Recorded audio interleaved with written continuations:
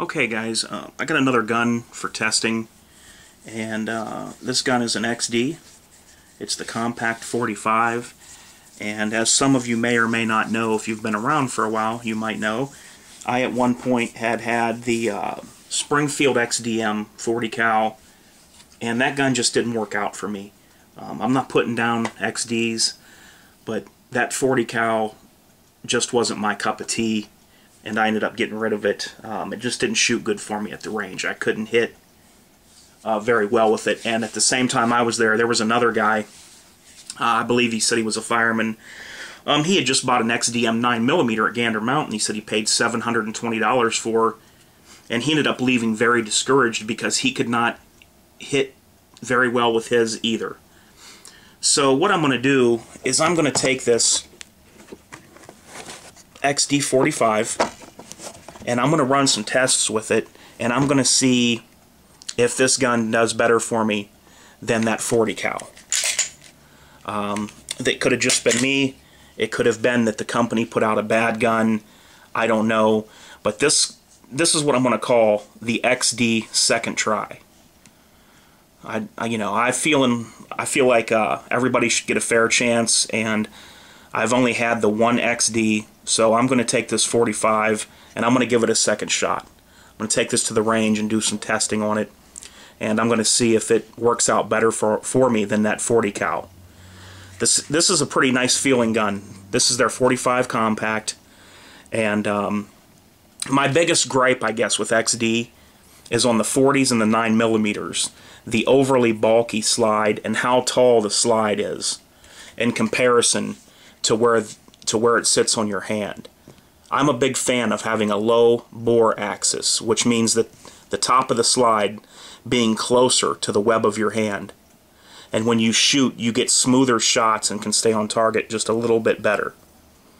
With this XD, everything seems a little bit taller and a little bit bulkier. I like a little more streamlined myself, but I am in no way putting down the XDs. There are guys that run these and they run them well. And just everybody likes a different style of gun. That's all I can say about it. But I did want to give them another try and see how this 45 will work out for me. I'm a fan of 45. Let me get the other magazine out here, guys, and I'll show you what the extended mag looks like in there.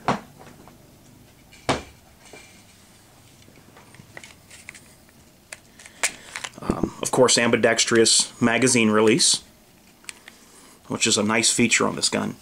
The standard magazine that comes with it is a 10-rounder.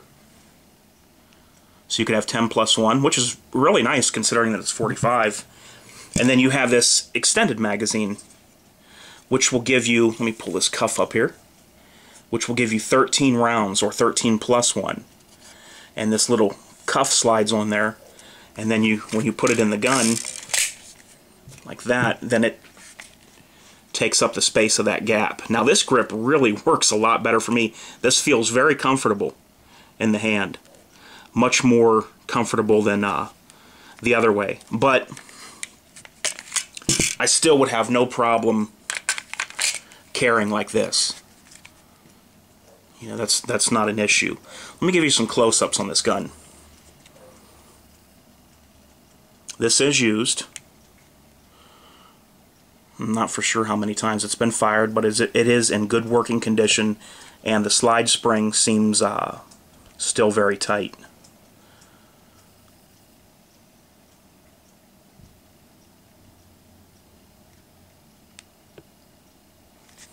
I do like the sights. It's the traditional 3-dot white sight. I like those very well. Springfield Armory logo on top of the slide there. Made in Croatia. Here's your loaded chamber indicator, guys. And what happens is basically when you chamber around,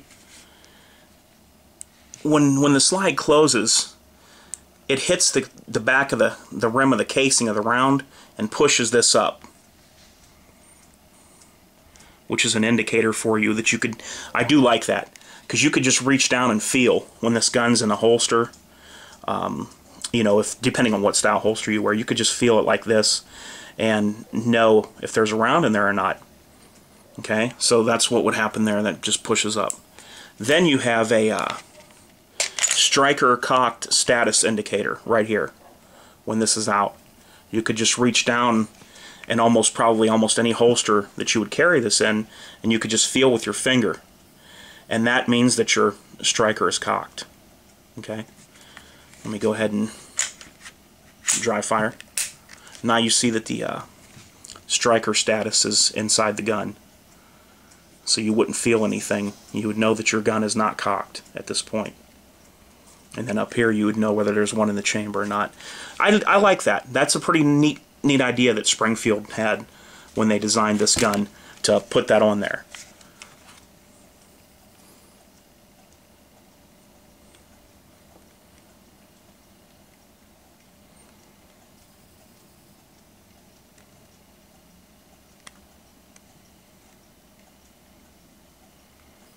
And it has the grip safety. I'm not a fan of this grip safety, guys. You know, like I always tell you guys, I'm just going to give you my honest opinions when I do these gun reviews. I'm not going to favor one certain gun brand, and a lot of you guys know that I like Glocks pretty well, but if I find something that works better for me than a Glock, I'll be the first one to tell you. One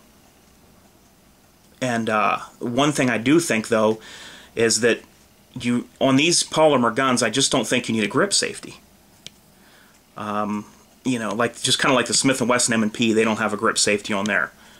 But I'm not totally against this.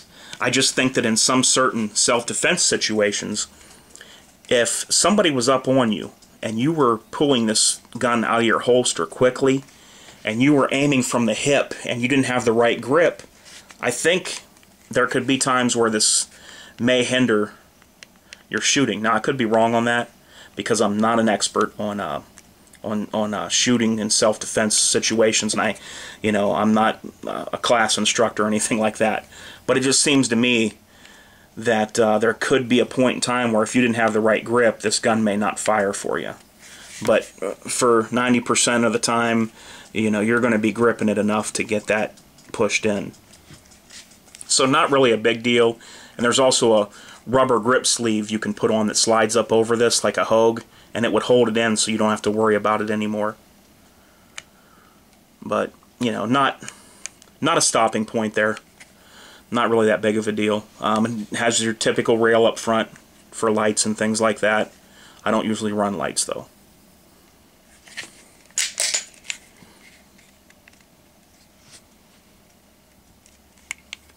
I have no doubt it'll be reliable. I had no problems as far as reliability with my XD-M40, and I don't think that this will be any different. I don't think reliability will be an issue. And I do kind of like the trigger on this. It's got a little bit of take-up right here. You can see the take-up. And it breaks pretty crisp. It's not too bad. The trigger pull is not really bad on this. I don't know if the previous owner did anything to the trigger on this, but it only feels like about a 3.5 to a 4-pound pull to me. Not very bad at all. So I'm kind of excited to try this one out.